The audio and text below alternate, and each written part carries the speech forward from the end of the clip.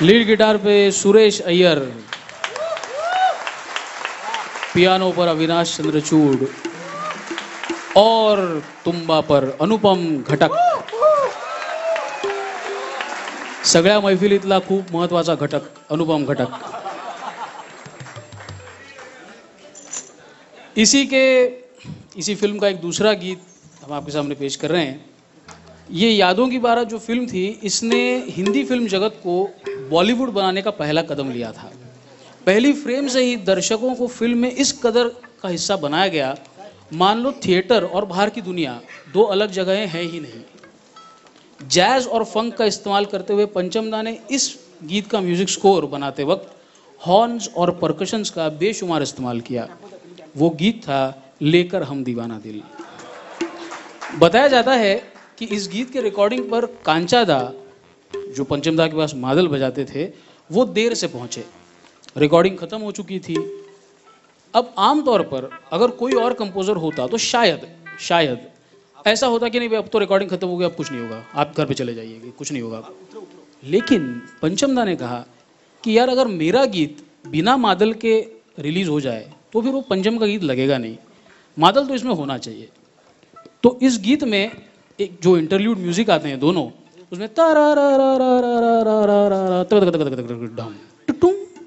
ये मादल रिकॉर्ड हुआ है अलग से और फिर उसको इस गीत के साथ मर्ज किया गया. ये कैसे उन्होंने किया ये तो वही जाने, टेक्नोलॉजी के तो बादशाह थे वो. लेकिन मादल मेरे गीत में होना चाहिए और मेरा साजिंदा जो है उसकी शिद्दत भी मेरे गाने में होनी चाहिए. ये आग्रह रखना, ये पंचम दा की इंसानियत का एक अलग पहलू है. तो आइए हम सुनते हैं लेकर हम दीवाना दिल, जिसे आपके सामने बजा रहे हैं बांसुरी पर मोहित शास्त्री और ट्रम्पेट पर राहुल नाइक.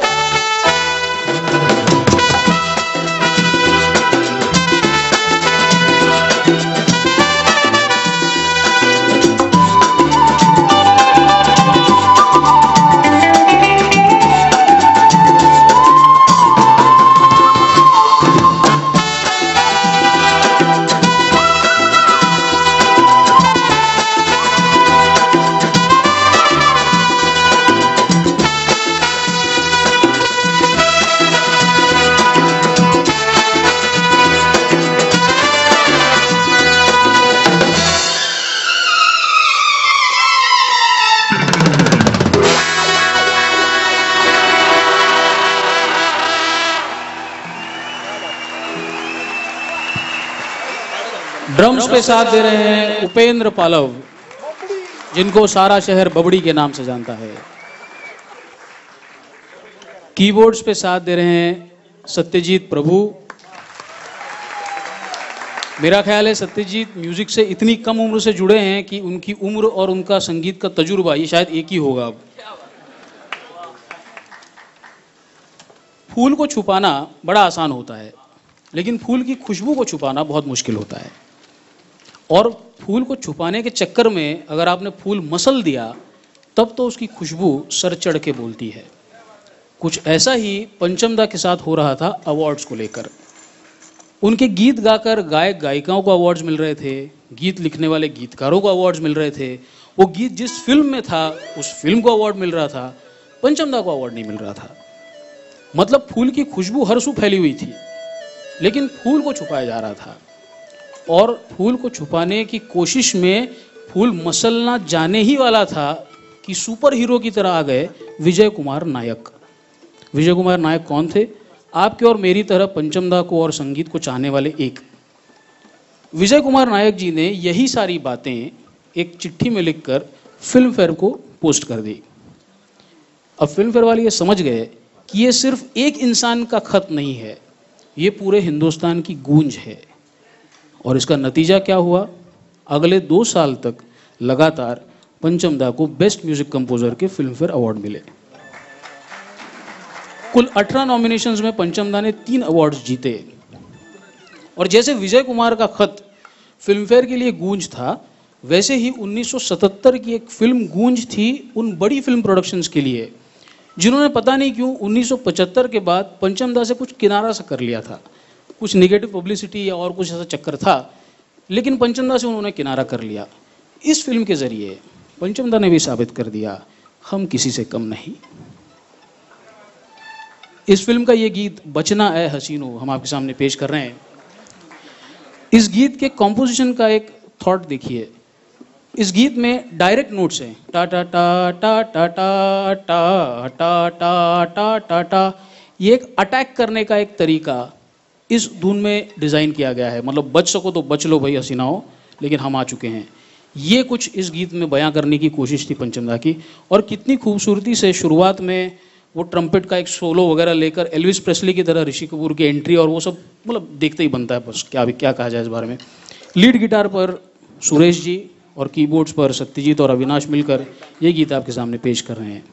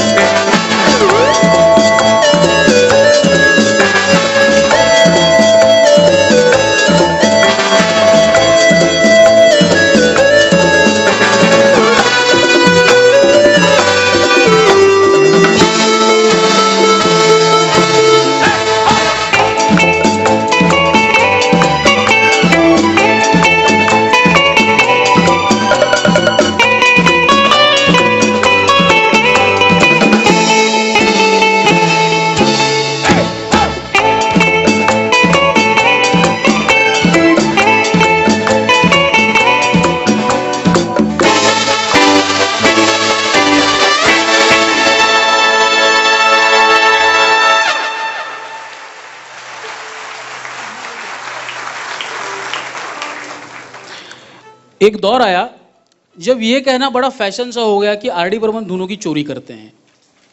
मतलब रीमिक्स करके सामान बेचने वाले कल परसों के लड़के 50 साल के तजुर्बेकारों की तरह कहने लगे आर.डी. बर्मन वो तो चोरी करते हैं गानों की।